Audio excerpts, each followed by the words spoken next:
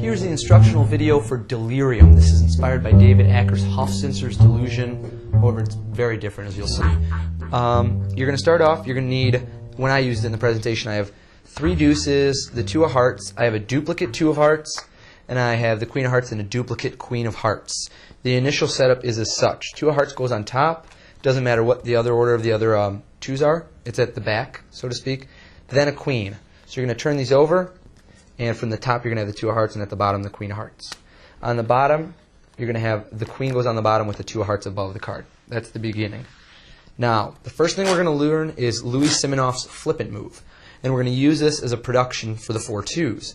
Now, just to give an explanation of how the move works, if you have a pinky break below the top 4 cards, the 2s, this is all a matter of inertia and momentum. All my hand is going to do is drop down, and I'm going to do this kind of in slow motion. You can see that if I drop quickly, just by air pressure alone, the cards start to turn over. I went a little too quick there. Now, if you combine the dropping with moving your hand ever so slightly to the left, just a little bit to the left, then the cards will actually appear to just instantly turn over. Now, this is a knack, so you got to play with this. You want to just drop your hand very suddenly and just allow the cards to turn over. It's a knack, just like any, and you'll be able to get it. It's not a very difficult move. Just turn it over. Now, to begin, you're going to have a pinky break below the queen of hearts, 5th from the top, followed by a ring finger break above the 4 2s. And you can conceal this from above with having your right hand in biddle grip, so it's not too obvious if there's a break at the front. My cover for the move, for the Louis Simonoff flippant move, is I'm actually going to just allow the cards on my ring finger to turn over. And I'm going to do that with cover of my arm. My arm goes in front as I do the move, so it looks like they just turn over. And keep your thumb on the left side of the pack so it doesn't stop them from moving, because if your thumb's on top, then they can't flip all the way over. So my thumb's on the left side, just a little snap, whoops, just a little snap, and they turn right over.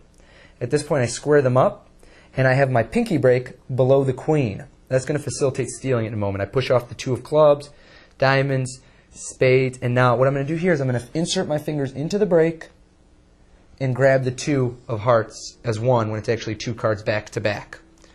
So just 1, 2, 3, 4 looks very casual. You simply lay the cards down. There's nothing to that. The lay down, don't rush it, just lay them right down, and the cards won't spread. Now, for the next portion, you're going to spread the cards out. I happen to use a little pulse spread. It does not matter at all what you use. You spread the cards out, and normally I'll say, oh, let's have a selection picked out, but actually I say I'll pick it out instead. When I'm doing this spread is cover so that I can buckle the bottom 2 cards and establish a break above them. So an exposed view here is I'm buckling the bottom 2 cards and catching a pinky break. If you don't feel comfortable buckling the cards, feel free to just simply give a thumb count. 1, 2, catch a break. At this point, you're going to transfer the break over to your thumb. Kick over, do a swing cut, just like so, swing cut the top half. Now what you're going to do is you're going to take the 2 cards above the break and drop them out jogged on the half you just swing cut it over into your left hand. Drop them here. So all you're doing is dropping the 2 cards and bringing this packet back. So you've pushed 2 cards out as one. At speed, it's going to look just like this. Cutting over, dropping, moving back. At this point, you turn your right hand palm down and pivot the card out clockwise, using your middle finger as a pivot, and turn the double over, leaving it out jogged for about 1/4 to 1/2 inch. That way, when you push back in, you can push down with your forefinger, just like for a double lift, and establish a break below the queen. So the queen's been selected. At this point, turn the double over, deal off what they think is the queen, in reality, the duplicate 2 of hearts. Put the deck of cards away. You're all set. Now, assemble the 2s, all the deuces, but be careful here. Don't expose the fact that there's the face-down card. So just gather them up kind of cleanly, lift them up, and I tend to spread off 1, 2, 3, and I hold the last 2 cards as one, the 2 and the queen together. And I take those cards in mechanics grip and I insert them above the bottommost 2. And then I pinch from above the 2 so they can't move, so they won't spread apart. I give a tap on the queen, and I make a point of showing the 2. You really want a retention of vision here, as if the 2 is still here. In reality, you've got the duplicate there. Of course, they don't know that. I square it all up, and I'll usually like to do some sort of movement over the card so it's not too perfect. Because otherwise, if you just do it over here, it's really too perfect that they transpose. You want to do something that gives them some sort of out, where they think that this could have possibly, how did this happen? And at this point, you're going to do an escaño spread. Here's how that works.